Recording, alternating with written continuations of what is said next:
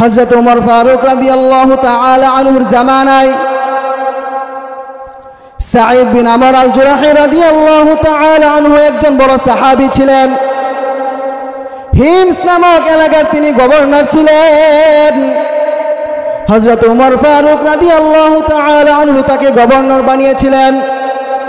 Hymns নামক এলাকা থেকে কিছু সংখ্যক লোক হযরত ওমর ফারুক রাদিয়াল্লাহু তাআলা আনহুর দরবারে আসলেন। আউযু বিল্লাহি মিনাশ শাইতানির রাজীম।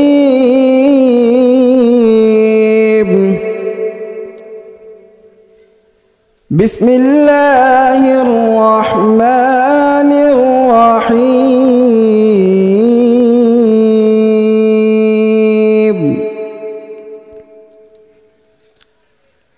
মা কানা আলান নাবিয়্যি মিন হারাজিন ফীমা ফারাদাল্লাহু লাহু সুন্নাতাল্লাহি ফিল্লাযীনা খালাউ মিন ক্বাবল وكان أمر الله قدرا مقدورا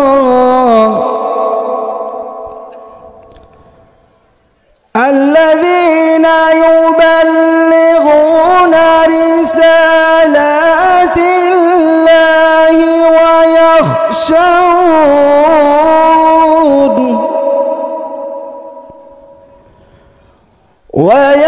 ويخشونه ولا يخشون أحدا إلا الله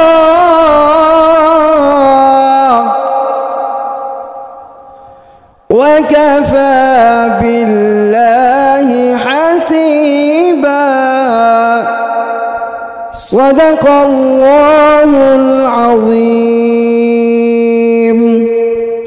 وقال رسول الله صلى الله تعالى عليه وسلم إذا وزع الميت في قبره جاء القرآن عند رأسه أو كما قال عليه الصلاة والسلام. محمد ने आकर कुफ्र को मिटाया, कुफ्र को मिटाकर सदाकत को बताया। बलगल उला बिकमालिही कशफत दुजा बिजमालिही हसनत जमीउ खिसालिही सल्लू अलैहि व आलिहि। আল্লাহ পাক রব্বুল আলামিনের ইবাদত কিন্তু সবাই করতে পারে না। আল্লাহ পাক রব্বুল আলামিন যাকে পছন্দ করেন, যাকে দিয়ে পছন্দ করেন, তাকে দিয়ে একমাত্র তার ইবাদত করান এবং নেন। দেখেন আজকে এই মহল্লায় অনেক মানুষ আছে, আসে না? সবার কিন্তু আসার সৌভাগ্য হয় নাই। এখান থেকে বোঝা যায় যে আল্লাহ পাক রব্বুল আলামিন যাকে পছন্দ করেন তাকে দিয়ে একমাত্র তার ইবাদত করার কথা, ঠিক কিনা? এই জন্য যে আমরা এখানে আসতে পেরেছি, এটা আল্লাহ পাক রব্বুল আলামিনের বিশেষ এক রহমত, দয়া। এই জন্য আল্লাহ পাক রব্বুল আলামিনের দরবারে বেশি বেশি শুকরিয়া আদায় করা। শুকরিয়া যদি আদায় করি, আল্লাহ পাক রব্বুল আলামিন খুশি হয়ে যান। কি হয়ে যান? আল্লাহ পাক রব্বুল আলামিন খুশি হয়ে যান। যেমন আল্লাহ পাক রব্বুল আলামিন আমাদেরকে অনেক নিয়ামত দান করেছেন। আমাদেরকে আল্লাহ পাক রব্বুল আলামিন সুস্থ রেখেছেন। এই জন্য কিন্তু আমরা এখানে আসতে পেরেছি। যদি অসুস্থ থাকতাম তাহলে কিন্তু এখানে আসার হয়তো সৌভাগ্য হইতো না। যে সুস্থতা যে কত বড় একটা নিয়ামত আল্লাহ পাক রব্বুল আলামিনকে হযরত মুসা আলাইহিস সালাতু ওয়াস সালাম জিজ্ঞাসা করেছিলেন। মুসা আলাইহিস সালাতু ওয়াস সালাম আল্লাহ পাক রব্বুল আলামিনকে জিজ্ঞাসা করলেন, হে আল্লাহ, আমি আজকে তোমাকে এমন একটা কথা বলবো, ইতিপূর্বে আর তোমাকে এমন কথা কেউ বলে নাই, আর তোমাকে কেউ জিজ্ঞাসা করে নাই।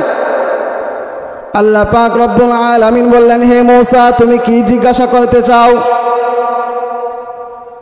হযরত মুসা আলাইহিস সালাতু ওয়াস সালাম তিনি বলেন, হে আল্লাহ, আমি তোমাকে এমন একটা কথা জিজ্ঞাসা করব যেটা আমার পক্ষে কখনো সম্ভব না। আল্লাহ পাক রব্বুল আলামিন বলেন, হে মুসা, তুমি কি বলতে চাও? নির্দ্বিধায় বলে ফেলা। হযরত মুসা আলাইহিস সালাতু ওয়াস সালাম বলেন, হে আল্লাহ, আমি যদি আল্লাহ হইতাম আর তুমি যদি আমার বান্দা হইতা, তাহলে তুমি আমার কাছে কি চাইতা? আল্লাহ পাক রব্বুল আলামিন বলেন, হে মুসা, এটা তো কখনো সম্ভব না। মুসা আলাইহিস সালাতু ওয়াস সালাম বলেন, হে আল্লাহ, আমি জানি এটা কখনো সম্ভব না, তবু আমার মন জানতে ইচ্ছুক। হে আল্লাহ, আমি যদি আল্লাহ হইতাম আর তুমি যদি আমার বান্দা হইতা, তুমি বান্দা হইয়া আমি আল্লাহর কাছে কি চাইতা? আল্লাহ পাক রব্বুল আলামিন হযরত মুসা আলাইহিস সালাতু ওয়াস সালামের পীড়াপিড়ির কারণে বললেন, হে মুসা, আমি যদি বান্দা হইতাম আর তুমি যদি আমার আল্লাহ হইতা, আমি তোমার কাছে সুস্থতা কামনা করতাম। সুবহানাল্লাহ। আল্লাহ পাক রব্বুল আলামিন কি বললেন? হে মুসা, আমি যদি তোমার বান্দা হইতাম আর তুমি যদি আমার আল্লাহ হইতা, আমি তোমার কাছে সুস্থতা কামনা করতাম। তো এখানে দেখেন যে আল্লাহ পাক রব্বুল আলামিন আমাদেরকে সুস্থতা মতো একটা নিয়ামতকে আমাদেরকে দান করেছেন। এই জন্য বেশি বেশি শুকরিয়া আদায় করা দরকার না? এই জন্য আমরা বেশি বেশি শুকরিয়া আদায় করব। আল্লাহ পাক রব্বুল আলামিন কোরআনুল কারিমে জানায় দেন, লা ইন শাকারতুম লা আযীদান্নাকুম।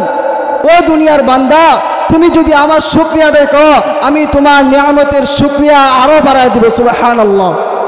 ওয়ালা ইন কাফারতুম ইন আযাবি লাশাদীদ। আর জেনে রাখো, তুমি যদি আমার শুকরিয়া আদায় না করো, আমাকে যদি তুমি স্বীকার না করো, আমার কৃতজ্ঞতা আদায় না করো, তাহলে আমার কিন্তু ক্ষতি হবে না। জেনে রাখো, কঠিন আযাব কিন্তু আমার কাছে রয়ে গেছে। তাহলে শুকরিয়া আদায় করলে লাভ না ক্ষতি? অনেক লাভ। এই যে আমরা যে মজলিসে বসেছি, এটা কত ফায়দা, কত একটা বড় নিয়ামত। আল্লাহ পাক রব্বুল আলামিনকে হযরত জিবরাইল আলাইহিস সালাতু ওয়াস সালাম বলেন, হে জিবরাইল আলাইহিস সালাম, এই যে তারা দিনের মাহফিলে বসেছে, তারা কোরআন ও হাদিসের আলোচনা শুনতেছে, হে জিবরাইল, তারা কি চায়? হযরত জিবরাইল আলাইহিস সালাতু ওয়াস সালাম বলেন, হে আল্লাহ, তারা তোমার ক্ষমা চায়, সন্তুষ্টি চায়, তোমার কাছে জান্নাত চায়। আল্লাহ পাক রব্বুল আলামিন ডেকে ডেকে বলেন, ও জিবরাইল, তারা কি আমাকে দেখেছে? হযরত জিবরাইল আলাইহিস সালাতু ওয়াস সালাম বলেন, হে আল্লাহ, তারা তো কখনো তোমাকে দেখে নাই।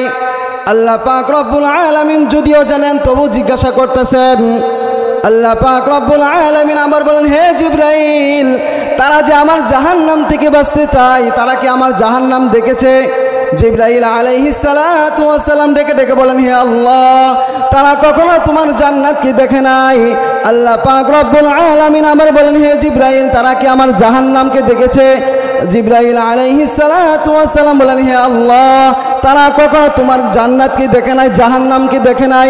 আল্লাহ পাক রব্বুল আলামিন তখন বলেন, হে জিবরাইল, তুমি সাক্ষী থাকো, ও দুনিয়ার বান্দা, দুনিয়ার বান্দি, তারা আমার জান্নাত দেখে নাই, আমার জাহান্নাম দেখে নাই। আমি আল্লাহ পাক রব্বুল আলামিন যে কত বড়, কত মহান, তারা এটাও দেখে নাই। শুনে রাখো, হে জিবরাইল, তুমি সাক্ষী থাকো, এই যে তারা যে আমাকে ভয় করার জন্য, জাহান্নাম থেকে বাঁচার জন্য, জান্নাতে দাখিল হওয়ার জন্য তারা যে কোরআনের মজলিসে বসে গেছে, তুমি সাক্ষী থাকো, তাদেরকে আমি মাফ করে দিলাম। সুবহানাল্লাহ। তুমি সাক্ষী থাকো, তাদেরকে আমি মাফ করে দিলাম।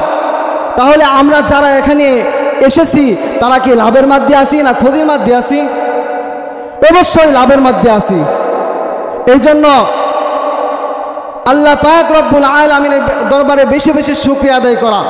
তাহলে আল্লাহ পাক রব্বুল আলামিন এই শুকরিয়া আদায় করার কারণে আল্লাহ তাআলা আরো নিয়ামত বাড়ায় দেন। সুবহানাল্লাহ। আমরা এখন বলবো যে হুজুর আমি তো অনেক দরিদ্র, আমি তো অনেক অভাব, এমন অবস্থায় কি আমি শুকরিয়া আদায় করব? এমন অবস্থায় কি আমি শুকরিয়া আদায় করব? হ্যাঁ, আপনাকে আল্লাহ পাক রব্বুল আলামিন মাল দেখ অথবা না দেখ, আপনাকে আল্লাহ পাক রব্বুল আলামিন সুস্থ রাখুক অথবা না রাখুক, সর্ব অবস্থায় আপনাকে শুকরিয়া আদায় করতেই হবে। শেখ সাদী রহমতুল্লাহ আলাইহি বালাগাল উলা বিকামালিহি কাশাফাত দুজা বিজামালিহি, এটা যেটা যিনি লিখেছেন শেখ সাদী রহমতুল্লাহ আলাইহি, তিনি বাহিরে বের হবেন, বাহিরে বের হচ্ছেন না, বসে বসে কান্না করতেছেন। তিনি বলতেছেন, হে আল্লাহ আমাকে এত গরিব বানাইছে, এত দরিদ্র বানাইছে যে আমার পায়ে জুতা নাই, পায়ে কি নাই? জুতা নাই। এই জন্য বসে বসে তিনি মন খারাপ করে কান্না করতেছেন। তো যেহেতু তার জুতা নাই, এই জন্য তিনি জুতা ছাড়াই বের হয়েছেন, রাস্তায় জুতা ছাড়াই বের হয়েছেন। বের হওয়ার পরে দেখে যে আরেক লোকের দুইটা পাই নাই, আরেক লোকের দুইটা পাই নাই। তখন শেখ সাদী রহমতুল্লাহ আলাইহি বলতেছে, হে আল্লাহ আমার জুতার দরকার নাই, হে আল্লাহ আমার একটা জুতার দরকার নাই, দুইটা জুতার দরকার নাই, আমার দামি কোনো জুতার দরকার নাই। তুমি যে আমাকে সুস্থ রেখেছ, তুমি যে আমাকে সিহাত রেখেছ, এই জন্য আমি তোমার কাছে হাজার হাজার শুকরিয়া আদায় করি। সুবহানাল্লাহ। এই জন্য আল্লাহ পাক রব্বুল আলামিন নবী আলাইহিস সালামকে জানিয়ে দেন যে নবী আলাইহিস সালাম বলতেছেন, ও দুনিয়ার মানুষ, তুমি তোমার উপরের দিকে তাকায়ও না, তোমার উপরে যারা আছে, ধনাঢ্য যারা আছে তাদের দিকে তাকায়ও না। উনজুরু ইলা আসফালিকুম, যে তোমরা তোমাদের নিচের দিকে তাকাও, তাহলে তোমাদের মন শান্ত হয়ে যাবে, তোমাদের মন শান্ত হয়ে যাবে। কারণ তোমার উপরে তোমার মাত্র 2 তলা বাড়ি, তোমার মন খারাপ হয়ে যাবে। আমাকে আল্লাহ পাক রব্বুল আলামিন 2 তলা বাড়ির মালিক বানাইলেন, আর তাকে 20 তলা 15 তলা 100 তলার মালিক বানাইলেন, তখন তোমার মনে শান্তি আসবে না। তুমি যদি তোমার নিচের দিকে তাকাও, তোমার 2 তলা বাড়ি আছে, তোমার একটা ইটের বাড়ি আছে, আর একজন দেখো রাস্তায় শুয়ে আছে, রাস্তায় শুয়ে আছে, তার কি অবস্থা? সে কত কষ্ট করতেছে, আর তোমার কি সুখ শান্তিতে তুমি আসো? এই জন্য আল্লাহ রাসূল সাল্লাল্লাহু আলাইহি ওয়াসাল্লাম বলেছেন যে তোমরা নিচের দিকে তাকাও, তাহলে তোমাদের মন শান্ত হয়ে যাবে। এই জন্য আমরা বেশি বেশি শুকরিয়া আদায় করব এবং আমাদের নিচে যারা আছে তাদের দিকে তাকাইব, দেখবেন আপনার মন শান্ত হয়ে গেছে। হযরত মূসা আলাইহিস সালাতু ওয়াস সালাম তিনি আল্লাহ তাআলার সাথে কথোপকথন করতেন, আল্লাহ তাআলার সাথে তিনি কথা বলতেন। একবার মূসা আলাইহিস সালাতু ওয়াস সালাম আল্লাহ তাআলার সাথে কথা বলার জন্য তিনি পাহাড়ে যাচ্ছিলেন। হযরত মূসা আলাইহিস সালাতু ওয়াস সালাম আল্লাহ পাক রব্বুল আলামিনের সাথে কথা বলার জন্য তিনি যাচ্ছিলেন। প্রতিমধ্যে একজন পথিক বলে, হে মূসা, তুমি তো আল্লাহ তাআলার কাছে যাচ্ছ, আমি তোমার কাছে একটা আবেদন করি যে আল্লাহ পাক রব্বুল আলামিনের কাছে তুমি এটা বলবে। হযরত মূসা আলাইহিস সালাতু ওয়াস সালাম বললেন, হে পথিক, তুমি কি বলতে চাও? পথিক বলল, আল্লাহ পাক রব্বুল আলামিন তো আমাকে অনেক মাল দান করেছেন, অনেক সম্পদ দান করেছেন। আল্লাহ তাআলার কাছে আপনি বলবেন, আল্লাহ পাক রব্বুল আলামিন যেন আমার জন্য কিছুটা মাল কমিয়ে দেয়, আমাকে যেন কিছুটা মাল কমিয়ে দেয়। আমার অনেক সম্পদ, অনেক মাল, আমি সেটা সামাল দিতে পারি না, সেটা হিসাব রাখতে পারি না। আল্লাহ তাআলার কাছে আপনি বলবেন, আল্লাহ পাক রব্বুল আলামিন যেন আমার কিছুটা মাল কমিয়ে দেয়। হযরত মূসা আলাইহিস সালাতু ওয়াস সালাম বললেন, ঠিক আছে, আমি আল্লাহ পাক রব্বুল আলামিনের কাছে তোমার কথা বলবো। কিছু দূর যাওয়ার পরে আরেকজন পথিক বলল, হে মূসা, তুমি কোথায় যাচ্ছ? মূসা আলাইহিস সালাতু ওয়াস সালাম বললেন, আমি আল্লাহ পাক রব্বুল আলামিনের সাথে কথোপকথন করার জন্য যাচ্ছি। ওই লোকটা বলল, হে মূসা, আমি তোমার কাছে একটা আবেদন করি যে তুমি আমার আবেদনটা রাখবে এবং আল্লাহ পাক রব্বুল আলামিনের কাছে সেটা পৌঁছে দিবে। হযরত মূসা আলাইহিস সালাতু ওয়াস সালাম বললেন, হে পথিক, তোমার কি আবেদন? পথিক বলল, আল্লাহ পাক রব্বুল আলামিনকে আপনি বলবেন আল্লাহ তাআলা যেন আমাকে কিছুটা মাল দান করেন। আমি অনেক কষ্ট আছি, আমার কোনো সম্পদ নাই, আমি একবার খাইলে আরেকবার খাইতে পারি না, 2 দিন 3 দিন চলে যায়, আমার কোনো সম্পদ নাই, আমার কোনো মাল নাই। আল্লাহ পাক রব্বুল আলামিনের কাছে বলবেন আল্লাহ তাআলা যেন আমাকে কিছু মাল দান করেন। মুসা আলাইহিস সালাতু ওয়াস সালাম বললেন ঠিক আছে। আল্লাহ পাক রব্বুল আলামিনের সাথে যখন মুসা আলাইহিস সালাতু ওয়াস সালাম কথোপকথন করে আসতেছিলেন, প্রথম যিনি বলেছিলেন হে মুসা, আমি তো আপনাকে বলেছিলাম আল্লাহ তাআলাকে বলতে, আল্লাহ পাক রব্বুল আলামিন তো আমাকে অনেক মাল দান করেছেন, কিছুটা মাল যেন কমিয়ে দেন। মুসা আলাইহিস সালাতু ওয়াস সালাম বললেন হে প্রতীক, আল্লাহ পাক রব্বুল আলামিনের কাছে তো আমি বলেছিলাম, আল্লাহ পাক রব্বুল আলামিন উত্তরে বলেছিলেন তুমি যেন আল্লাহ তাআলার শুকরিয়া আদায় না করো। তুমি যে আল্লাহ পাক রব্বুল আলামিনের যে শুকরিয়া আদায় করো একটু তুমি ছেড়ে দিও, তাহলে আল্লাহ পাক রব্বুল আলামিন তোমার মাল কমিয়ে দিবেন। এই কথাটা শোনার সাথে প্রতীক বলল, এই প্রতীক অনেক মুত্তাকি ছিল, অনেক পরহেজগার ছিল।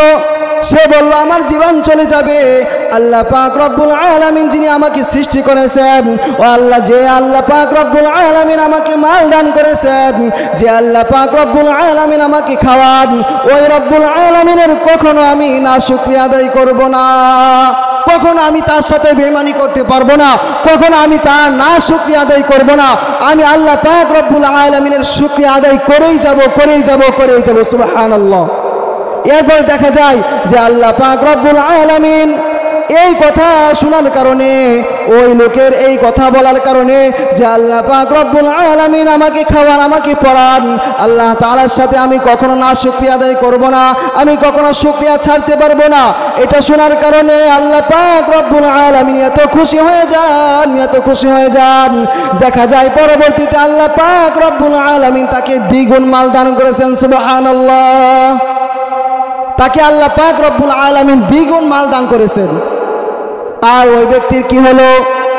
ওই ব্যক্তির সাথে হযরত মুসা আলাইহিস সালাতু ওয়াস সালাম যখন সাক্ষাৎ করলেন, ওই ব্যক্তি বলল হে মুসা, তুমি আল্লাহ তাআলার কাছে আমার কথা বলেছো নাকি? মুসা আলাইহিস সালাতু ওয়াস সালাম বললেন হে ওই ব্যক্তি, হে অমুক, আমি তো অবশ্যই আল্লাহ তাআলার কাছে বলেছি। আল্লাহ পাক রব্বুল আলামিন বলেছেন তুমি যেন আল্লাহ তাআলার বেশি বেশি শুকরিয়া আদায় করো। আল্লাহ পাক রব্বুল আলামিন বলেছেন তুমি যেন আল্লাহ তাআলার বেশি বেশি শুকরিয়া আদায় করো, তাহলে আল্লাহ পাক রব্বুল আলামিন তোমাকে মাল দিয়ে দিবেন। এটা শোনার সাথে সাথে ওই ব্যক্তি তেলে বেগুনে জ্বলে উঠলো, রাগে রাগান্বিত হয়ে গেল। সে বলল আল্লাহ পাক রব্বুল আলামিনের খায়ার কাম নাই, আল্লাহ তাআলা আমাকে কোনো মাল দেয় নাই, কোনো সম্পদ দেয় নাই, আমি একবার খাইলে আরেকবার খাইতে পারি না, 2-3 দিন চলে যায় আমি না খেয়ে থাকি, আমি আল্লাহ তাআলার শুকরিয়া আদায় করব। সে এভাবে আল্লাহ তাআলার সম্পর্কে সে কটূক্তি করতে থাকলো এবং সে মন ক্ষুণ্ণ হলো। আল্লাহ পাক রব্বুল আলামিন এই কথা শোনার কারণে রাগে রাগান্বিত হয়ে তার যে সম্পদ ছিল ওইটাও আল্লাহ তাআলা ছিনিয়ে নিলেন। নাউজুবিল্লাহ। ওইটাও ছিনিয়ে নিলেন। তো এখান থেকে আমরা কি বুঝতে পারলাম যে আল্লাহ পাক রব্বুল আলামিনের দরবারে যদি আমরা বেশি বেশি শুকরিয়া আদায় করি, তাহলে আল্লাহ পাক রব্বুল আলামিন আমাদেরকে নিয়ামত দ্বারা ভরপুর করে দেন। সুবহানাল্লাহ। নিয়ামত দ্বারা পরিপূর্ণ করে দিবেন, ভরপুর করে দিবেন। এই জন্য বেশি বেশি আমরা শুকরিয়া আদায় করব। আল্লাহ পাক রব্বুল আলামিন আমাদেরকে তৌফিক দান করুক। আমরা তো দুনিয়ার পিছে লিপ্ত, দুনিয়া নিয়ে আমরা ব্যস্ত। ওই দিক দিয়ে মসজিদে মুয়াজ্জিন আজান দেয় আর আমরা শুয়ে থাকি। আল্লাহ পাক রব্বুল আলামিন জান্নাত কাদেরকে দিবেন জানেন? যারা শীতে ঘুম থেকে উঠে ঠান্ডা পানি দিয়ে ওযু করে আল্লাহ পাক রব্বুল আলামিনের দরবারে সাজদায় লুটে পড়ে, আল্লাহ তাআলা তাদের জন্য জান্নাতটা রেখে দিয়েছেন। সুবহানাল্লাহ। বেনামাজির জন্য আল্লাহ পাক রব্বুল আলামিন জান্নাত বানান নাই। যে গুনাহ করবে অপবিত্র ব্যক্তিকে আল্লাহ পাক রব্বুল আলামিন কখনো জান্নাত দিবেন না, কখনো জান্নাত দিবেন না। আপনি দুনিয়া নিয়ে মগ্ন, দুনিয়া নিয়ে ব্যস্ত, সকাল থেকে সন্ধ্যা পর্যন্ত, সন্ধ্যা থেকে সকাল পর্যন্ত আপনার দুনিয়া লাগবে, দুনিয়া লাগবে, দুনিয়া লাগবে। আজকে যদি আপনি এখন মারা যান কি অবস্থা হবে? দুনিয়া কোথায় পড়ে থাকবে? দুনিয়া পড়ে থাকবে, আপনি থাকবেন না। আপনি থাকবেন না। আপনার সম্পত্তি ভাগাভাগি করার জন্য আপনার ছেলে মেয়ে, স্ত্রী, আত্মীয় স্বজন সকলেই ছুটে আসবে, কিন্তু আপনার কোনো লাভ হবে না, আপনার কোনো লাভ হবে না। আপনি সাহাবাদের জীবনের প্রতি তাকান, সাহাবাদের প্রতি একটু তাকান যে তাদের অবস্থা কেমন ছিল। হযরত ওমর ফারুক রাদিয়াল্লাহু তাআলা আনহুর জামানায় সাঈদ বিন আমর আল জুরাহি রাদিয়াল্লাহু তাআলা আনহু একজন বড় সাহাবী ছিলেন। হিমস নামক এলাকার তিনি গভর্নর ছিলেন। হযরত ওমর ফারুক রাদিয়াল্লাহু তাআলা আনহু তাকে গভর্নর বানিয়েছিলেন। হিমস নামক এলাকা থেকে কিছু সংখ্যক লোক হযরত ওমর ফারুক রাদিয়াল্লাহু তাআলা আনহুর দরবারে আসলেন। তার এলাকা সম্পর্কে অনেক কিছু হযরত ওমর ফারুক রাদিয়াল্লাহু তাআলা আনহু জিজ্ঞাসা করলেন এবং বললেন, হযরত ওমর ফারুক রাদিয়াল্লাহু তাআলা আনহু, তোমাদের এলাকার ভিতরে 100 জন লোকের নাম লিস্টি করে নিয়ে আসবে যারা সবচাইতে বেশি গরিব, তাদেরকে আমি ভাতা ধার্য করব। হযরত ওমর ফারুক রাদিয়াল্লাহু তাআলা আনহু এটা যখন বলে দিলেন তখন তারা চলে গেল। চলে যাওয়ার পরে 100 জন লোকের লিস্টি হযরত ওমর ফারুক রাদিয়াল্লাহু তাআলা আনহুর দরবারে নিয়ে আসলেন।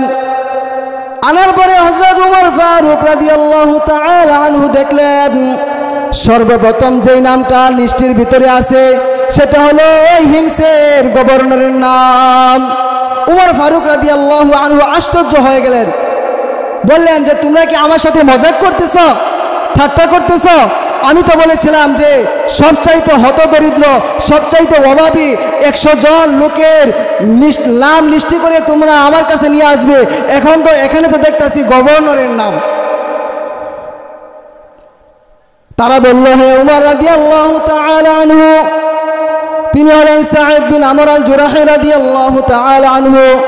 তিনি হলেন গরিব, শুধু গরিব না, হিমস নামক এলাকার ভিতরে সবচাইতে বড় দরিদ্র। উমর ফারুক রাদিয়াল্লাহু তাআলা আনহু আশ্চর্য হয়ে গেলেন। বললেন, আমার দেশের শাসক এত দরিদ্র থাকবে, আমি সেটা সহ্য করব না। উমর ফারুক রাদিয়াল্লাহু তাআলা আনহু তিনি তার দূতকে বললেন, হে দূত, তুমি যাও 100 দিরহাম দিনার সাঈদ বিন আমর আল জুরাহি রাদিয়াল্লাহু তাআলা আনহুর কাছে নিয়ে যাও। তাকে বলো হযরত ওমর ফারুক রাদিয়াল্লাহু তাআলা আনহুর পক্ষ থেকে এটা হাদিয়া। সুবহানাল্লাহ। গিয়ে বলো যে হযরত ওমর ফারুক রাদিয়াল্লাহু তাআলা আনহুর পক্ষ থেকে এটা হাদিয়া, এটা উপরে হুকুম।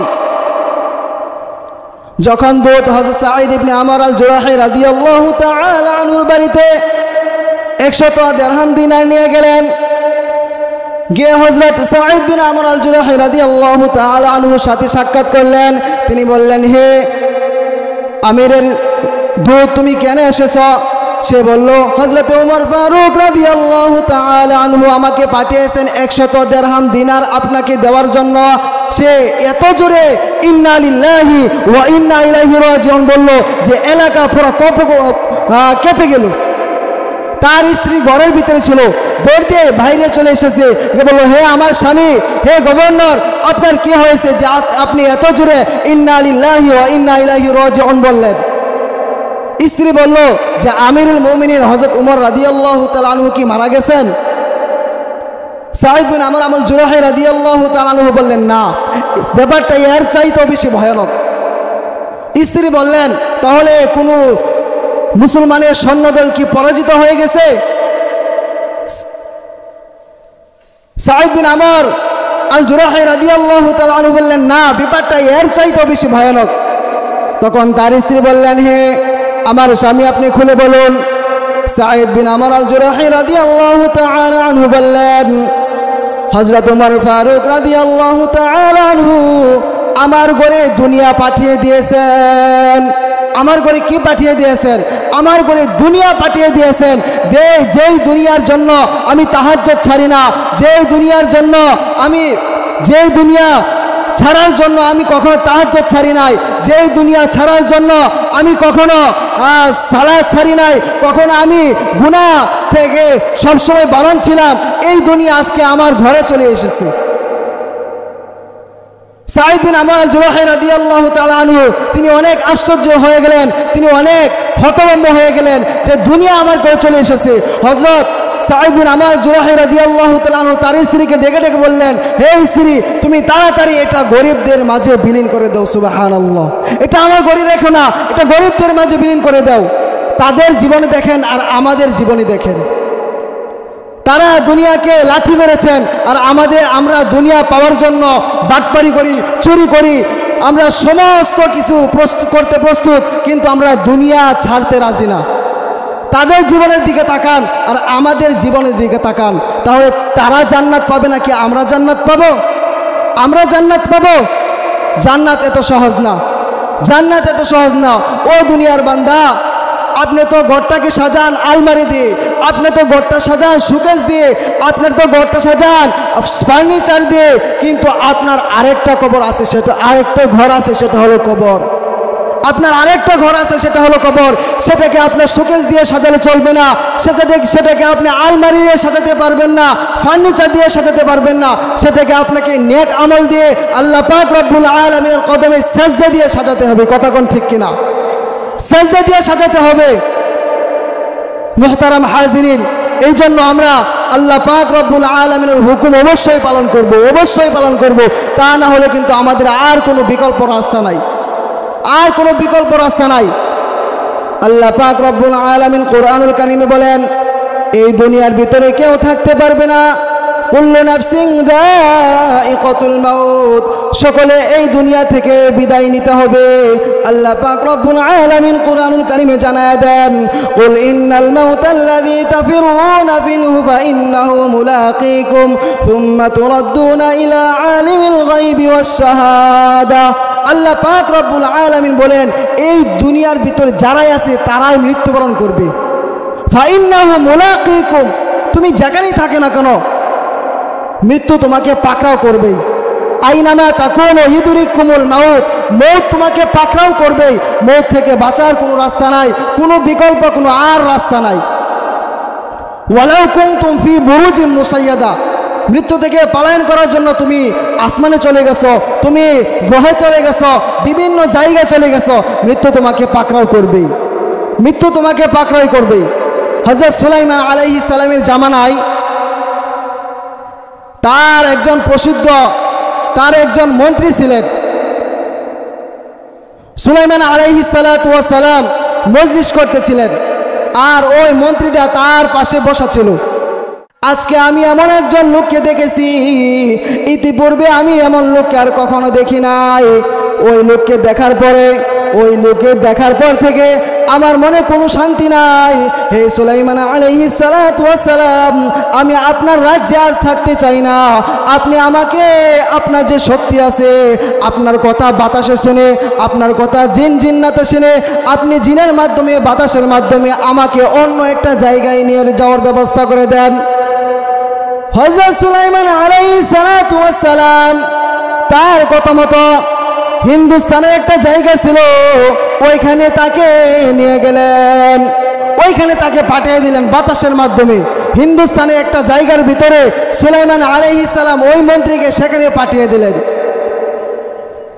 সকালে এই ঘটনা ঘটেছিল, বিকালে সুলাইমান আলাইহিস সালামের সামনে ওই লোকটা হাজির, যে লোকটার কথা তার মন্ত্রী বলেছিল।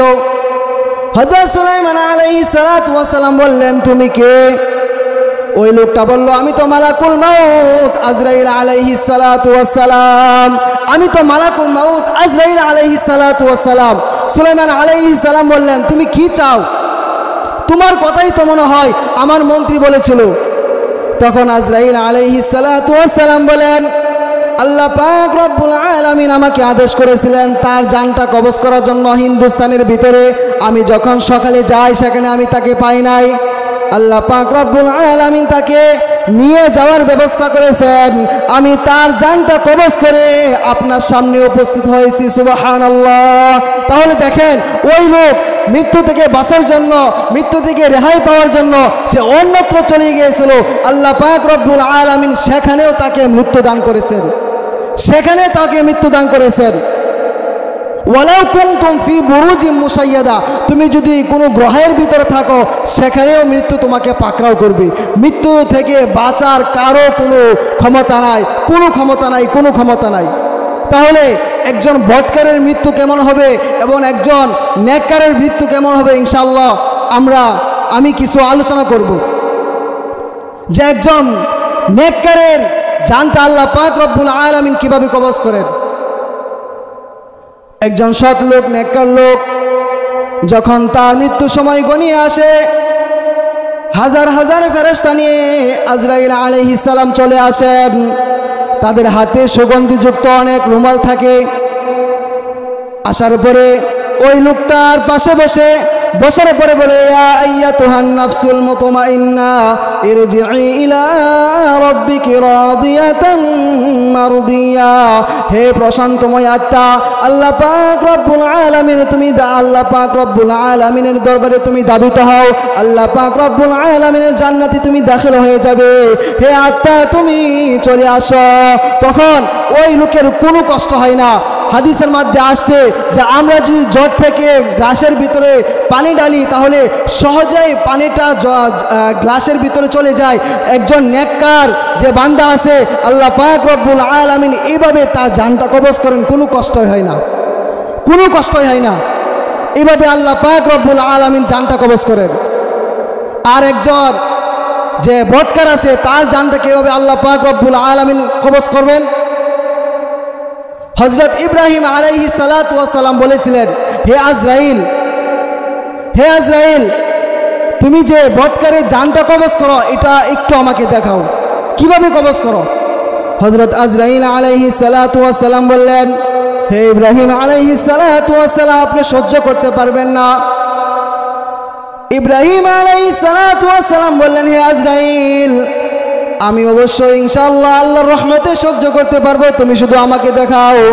আজরাইল আলাইহিস সালাতু ওয়াস সালাম ইব্রাহিম আলাইহিস সালামকে বললেন, হে ইব্রাহিম আলাইহিস সালাতু ওয়াস সালাম আপনি একটু পেছনের দিকে তাকান। ইব্রাহিম আলাইহিস সালাতু ওয়াস সালাম যখন পেছনের দিকে তাকাইলেন তখন আবার বললেন, আপনি একটু সামনের দিকে তাকান। সামনের দিকে তাকানোর সাথে সাথে হযরত ইব্রাহিম আলাইহিস সালাতু ওয়াস সালাম মাটিতে লুটিয়ে পড়লেন। মাটিতে সাথে সাথে তিনি লুটিয়ে পড়লেন, কারণ ইব্রাহিম আলাইহিস সালাতু ওয়াস সালাম দেখলেন যে আজরাইল আলাইহিস সালামের পা হলো জমিনে আর মাথা হলো আসমানে। সুবহানাল্লাহ, মাথা হলো আসমানে এবং তার শরীর থেকে এমন দুর্গন্ধ বের হচ্ছে, হযরত ইব্রাহিম আলাইহিস সালাতু ওয়াস সালাম পরবর্তীতে আজরাইল আলাইহিস সালাতু ওয়াস সালামকে বলেন, হে আজরাইল আলাইহিস সালাতু ওয়াস সালাম একজন বদকারের মৃত্যু শুধু তোমার থেকে শরীর থেকে যে দুর্গন্ধ বের হয় এটাই যথেষ্ট। নাউজুবিল্লাহ, এটাই যথেষ্ট। একজন বদকারের মৃত্যু এত দুর্গন্ধের কারণে, এত কষ্টের কারণে সে অটোমেটিকলি সে মারা যাবে। এত দুর্গন্ধ তোমার শরীর থেকে বের হয়েছিল, এত দুর্গন্ধ তোমার শরীর থেকে বের হয়ে গেছিল। একজন নেককারের জান আল্লাহ পাক রব্বুল আলামিনের নির্দেশে যখন কবুল করেন, ফেরেশতা আত্মা নিয়ে প্রথম আসমানে চলে যায়। আসমানে যাওয়ার পরে আসমানে যে দারোয়ান আছে, আসমানে যে ফেরেশতা আছে, সে জিজ্ঞাসা করে কার জান নিয়ে আসছো, কার আত্মা নিয়ে আসছো? আজরাইল আলাইহিস সালাতু ওয়াস সালাম বললেন, ফুলান ইবনে ফুলান আমি অমুকের ছেলে অমুকের জান নিয়ে আসছি। ফেরেশতারা বলতে থাকেন যে পুরা আসমান তো সুগন্ধিযুক্ত হয়ে গেছে। আল্লাহ পাক রব্বুল আলামিনের হুকুমে তার জানটাকে ইল্লিনের ভিতরে রাখা হয়। সুবহানাল্লাহ, ইল্লিন হলো জান্নাতের একটা জায়গা। এই জান্নাতের একটা জায়গায় ওই যে সৎ লোক আছে, নেককার লোক আছে, তার জানটা ইল্লিনের ভিতরে রেখে দেওয়া হয়। সুবহানাল্লাহ। আর যখন একজন বদকারের জান কবজ করা হয় তখন তার সামনে এমন ফেরেশতারা চলে আসেন যে চোটযুক্ত দুর্গন্ধময় একটা চোট নিয়ে আসার পরে তার সামনে বসার পরে ওই লোকে দেখে যে জাহান্নাম তার সামনে উপস্থিত। তখন সে এদিক সেদিক ছোড়াছুড়ি করতে চায়, কিন্তু তার জবান বন্ধ হয়ে যায়, তার চোখ এদিক সেদিক ছোড়াছুড়ি করতে থাকে। আল্লাহ পাক রব্বুল আলামিন বলেন, লা ইউআখিরু, তখন আর কোনো তাকে সময় দেওয়া হয় না। হযরত আজরাইল আলাইহিস সালাতু ওয়াস সালাম তার জানটা কবজ করে নেন। এভাবে একজন বদকার লোকের জানটা কবজ করেন। মুহতারাম হাজিরিন, এই জন্য আমরা দুনিয়াতে অবশ্যই নেককার হয়ে থাকবো। আল্লাহ পাক রব্বুল আলামিনের হুকুম আমরা মেনে অবশ্যই দুনিয়া থেকে আমরা বিদায় হব। আল্লাহ পাক রব্বুল আলামিন আমাদেরকে তৌফিক দান করেন। তো আরেকটা কথা আমি বলে যাই, আসলে আমরা মনে করি যে আমি এত গুনাহ করেছি, এত অন্যায় করেছি, আল্লাহ পাক রব্বুল আলামিন কি আমাকে ক্ষমা করবেন? আমাকে আল্লাহ পাক রব্বুল আলামিনকে মাফ করবেন। আল্লাহ পাক রব্বুল আলামিন আপনাদের জন্য সে আয়াতটা জানিয়ে দেন, ইয়া আইয়ুহাল্লাযীনা আমানু তুবু ইলাল্লাহি তাওবাতান নাসুহা। আল্লাহ পাক রব্বুল আলামিন বলেন, ও বান্দা, তুমি যদি খাঁটি দিলে আল্লাহ পাক রব্বুল আলামিনের দরবারে তওবা করতে পারো, আল্লাহ পাক রব্বুল আলামিন তোমার জীবনের সমস্ত গুনাহ খাতা মাফ করে দিবেন।